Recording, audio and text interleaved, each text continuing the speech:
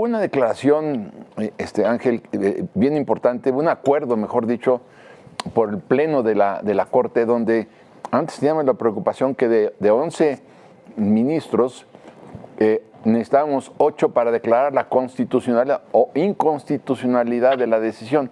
Y ahora se resolvió en estos días que no necesitamos 8 de 11, sino necesitamos una mayoría simple. Entonces, la figura de la estatura y de la talla de Juárez, para prácticamente ningún presidente que le haya seguido al propio Juárez. Pero sí destacaría yo de manera muy importante el tema del Estado de Derecho. Y en este momento tenemos una disputa que es tanto política como legal dentro de, vamos a decir, en los próximos días se van a presentar un gran número de impugnaciones al llamado Plan B. Se van a llevar a la Suprema Corte de Justicia. Y aquí de lo que estamos hablando es de impugnaciones de la sociedad civil, impugnaciones de los partidos políticos, impugnaciones del propio personal del Instituto Nacional Electoral, etcétera, sobre el llamado Plan B, en una situación en donde ya tenemos un árbitro creíble, un árbitro confiable, un árbitro con mucha experiencia, es decir, en donde se está planteando como alternativa poner en manos del gobierno el papel de árbitro, cuando eso generaría cuando menos un conflicto de intereses muy, muy serio. Ya hoy tenemos quien haga las reglas electorales, ya hoy tenemos quien haga respetar las reglas electorales, ya tenemos quien diga quién ganó, por cierto. Esto pues ya lo quisieran tener en los Estados Unidos, o hemos visto que ante una ausencia de esta institución como el INE, pues hemos tenido una situación como la de Brasil, muy, muy, muy seria. Es decir, no necesitamos cambiar las reglas y ya nos costó muchas décadas llegar a la situación donde estamos el día de hoy.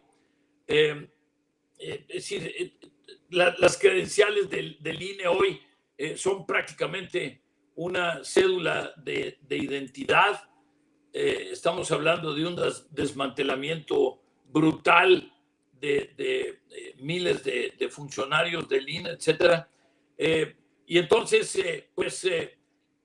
yo me sumaría al propósito de la marcha del día 26 de febrero, el día de hoy, recordando a Juárez, pero también recordando la necesidad de tener el Estado de Derecho, y pedir a la Suprema Corte de Justicia, que va a recibir todas estas impugnaciones en los próximos días, pues que resuelva en sentido de que todo este Plan B es inconsistente con la Constitución mexicana. Es muy importante lo que dices, pero hubo una declaración, Ángel, bien importante, un acuerdo, mejor dicho, por el Pleno de la Corte, donde antes teníamos la preocupación que de 11 ministros necesitábamos 8 para declarar la constitucionalidad o inconstitucionalidad de la decisión. Y ahora se resolvió en estos días que no necesitamos 8 de 11, sino necesitamos una mayoría simple. Entonces, con 6 votos, 6 de 11, no se declara la inconstitucionalidad, sino los efectos. O sea, no tienes que entrar ya a analizar la constitucionalidad. Y entonces, con esta solución, yo te podría casi garantizar que no va a pasar el Plan B de ninguna manera.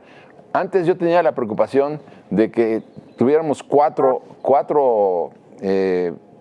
ministros que pertenecían... Había 3 traidores, seguro. ¿Cómo? 3 traidores, Sí, seguro. sí, 3 traidores, seguro. 2 mujeres, que era la que Riobó, Sí, la de Ortiz Pinchetti Sí. y Saldívar. sí, exacto, Esos 3. la de Rioboso.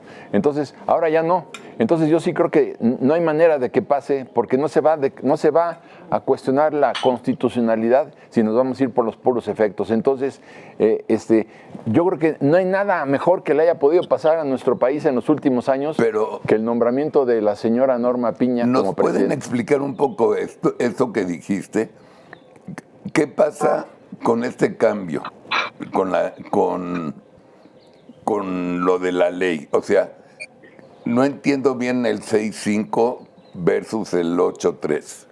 Sí, hasta donde yo lo entiendo, Charlie, Sí. en el 8.3, sí, 8.3, tienes razón, se estaba discutiendo la inconstitucionalidad de la ley. Ok. Entonces ahora encontraron que no es eso lo que se tiene que discutir, sino los efectos secundarios. Entonces, al irnos ya directamente a las leyes que se están proponiendo, estas leyes no las reformas constitucionales, sino las leyes, para esto no hace falta el 8.3, sino nada más el 6.5. Gana el 6.5. Pero mira, haciendo estas cuentas tan detalladas en cuanto a que, en el fondo lo que estamos pidiéndole a la Suprema Corte es que declare inconstitucionales cambios que no fueron aprobados por el Congreso cuando se plantearon como una reforma constitucional. Y estamos hablando de cuánto vale la confianza que da el INE, cuánto vale la credibilidad que da el INE, cuánto vale la legitimidad que da el INE. Es más, cuánto vale la tranquilidad que da el INE. Y el problema es que ya trascendió inclusive el ámbito de las discusiones dentro de México. Estamos hablando ya de que publicaciones como El País en España, como el New York Times o otros en Estados Unidos, el Financial Times, uno de los periódicos más importantes del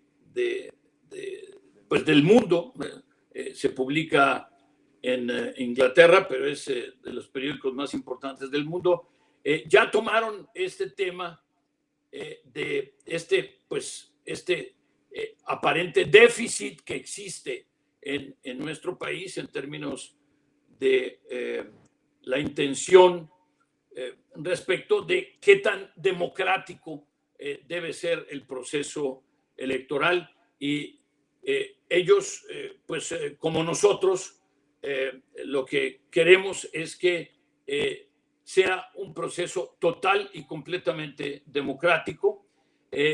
Y para eso necesitamos un referee.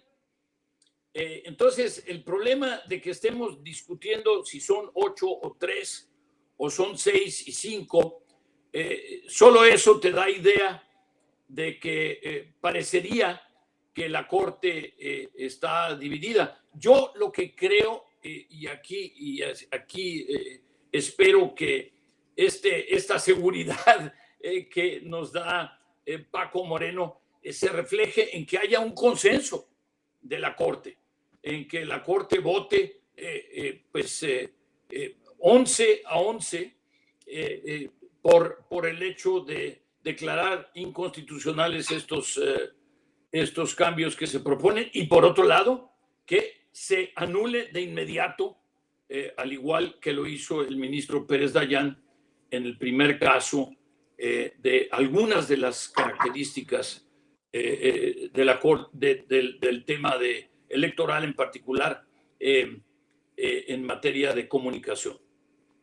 Llama la atención, Charlie, que el presidente de la República, el 1 de diciembre del 2018, dijo: protesto guardar y hacer guardar la Constitución de los Estados Unidos y las leyes que de ella emanan.